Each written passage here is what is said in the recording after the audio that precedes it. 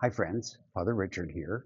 I'm standing in the atrium, the main entryway to the various directions to enter parts of the royal palace. If I walk straight ahead, I'd be walking us into the royal apartments, the apartments of the king eventually, and the throne room. But we're not going to go there just yet. I'd like to take you over here first from this atrium and walk through that door that looks a little dark at the moment, but when we walk in, it'll lighten up a bit. That is the chapel, the Palatine Chapel, as it is called formally here in the palace.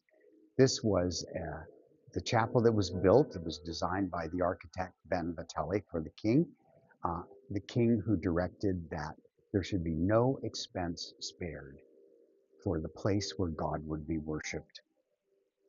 I've got to show you this. And by the way, even though it's only about 9 o'clock in the morning right now, there will be Mass today. Today is Sunday, the fifth Sunday of Easter, and every Sunday they do celebrate Mass here as it has been celebrated for a long, long time, except for the times during the war when this palace was actually taken over by the Germans, by the Nazis, to be their headquarters in the area. Uh, but this is now restored to its rightful use as a place of worship.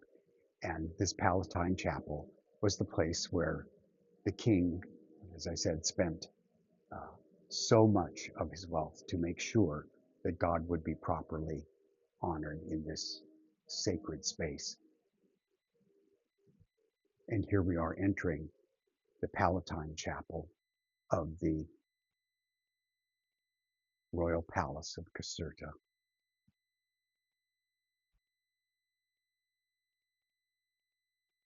It could be in its own right a kind of throne room. I'll zoom in a little bit to catch the altar there at the front.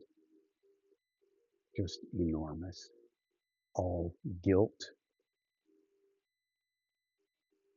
There is a tremendously beautiful tabernacle there, worked in precious woods, and above the altar, an almost miraculous painting of the Annunciation of the Blessed Virgin Mary. And I'm going to give you a little story about that.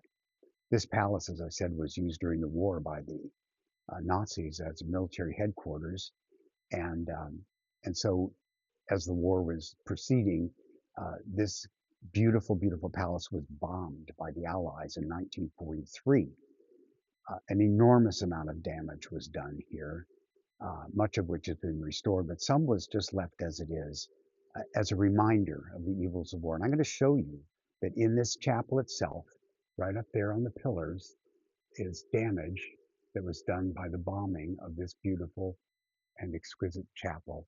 They've just left it like that as a reminder of the bitterness of war, and yet it even touches the holy places, the house of God, as well as the houses of us regular folks, and left it that way. So this palace, this chapel was filled with art, which all was destroyed, was all lost, except for one glorious piece.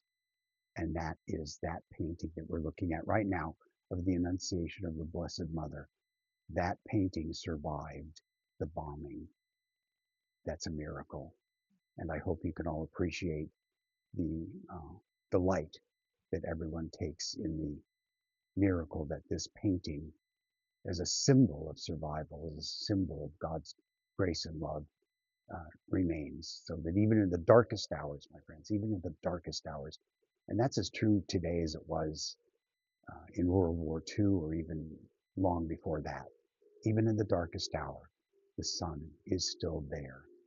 We might have to look, we might have to wait, we might have to be patient, we might have to suffer, but the sun, the Lord, will rise. I hope that's a message of comfort today. So as I pan around the chapel again to show you this beautiful place, up above where we might think of as the choir loft in a regular church or chapel. That would have been the private area up above where the royal family would have attended church in their kind of isolation and private. space. What I will do now is just do one last pan of the chapel because there's one aspect of it that I have not shown you yet, and that is the ceiling, which is a beautiful vault, all gilt. This is all gold, not in terms of thick metal, but painted gold all the way through the vault from beginning down to the end of the chapel down here. And you can see there how beautiful this place is. And we'll come back around to the front. And around noontime, when Mass is celebrated, you can see the chairs there. I will be back here to celebrate the fifth Sunday of Easter, in which the message of the gospel is love one another as I have loved you. The words of Jesus that powerfully challenge us to love not in an ordinary way, but love selflessly and limitlessly and without condition. That is God's way. That is God's way.